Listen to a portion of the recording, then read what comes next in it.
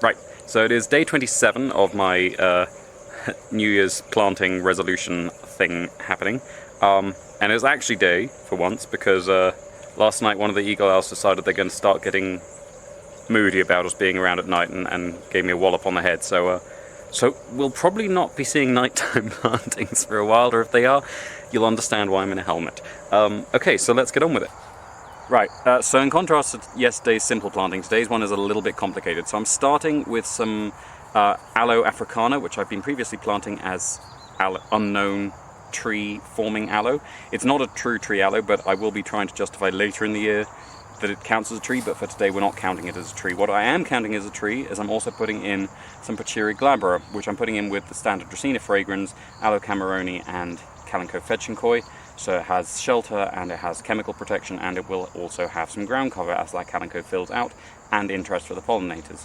I'm additionally putting in Ficus Aloe, which is the false sisal, which is a Mexican plant which is mostly ornamental. It does produce a whole range of feeding things, but I've had several in bags for a very, very long time, and they're not so much in the bags as they have scraps of bags tangled around their roots. Now they have demolished them, so I thought it'd be a good time to get them out.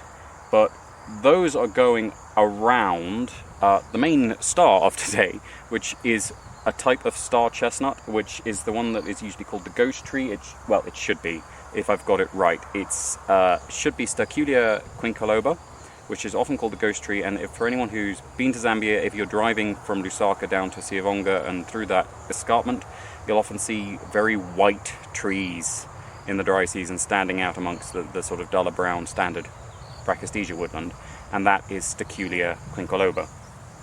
It is not just an ornamental tree, it is thoroughly ornamental once it's large, but it also produces an edible gum, which also has some medical uses, and a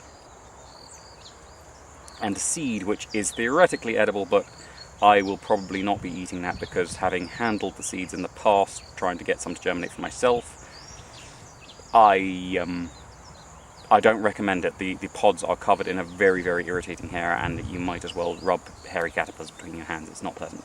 Yeah, so the outer plantings I'm actually planting in triplicate all around that. Oh, that was the other thing. With the ghost tree, I'm also planting Aloe neriensis and some more Calico fetchinkoi. So there's going to be a lot of Calico fetchinkoi because it's actually going in around all 10 of the plantings today. So it's going to be quite busy with Calico fetchinkoi. But yes, so I'm then planting the outer plantings in triplicate around that. So we should end up with a sort of ring of 9 outer plants and 1 inner plant. Now the Ficus Aloe will eventually flower and die. That should be in about 10 to 15 years, I think. I have realized that I've had them for 7 years from bulbils, so it may actually be closer to 10 years than 15 before they flower and then die. But unlike the agaves, they don't tend to sucker up from the base, so after that I can choose to then remove them, by which time the Aloe africana and the Pachira should be rather larger and should form a more distinct ring around the ghost tree. So yeah, so that is everything for today. Tune in tomorrow when once again I will be doing a weekly review and seeing where everything's at.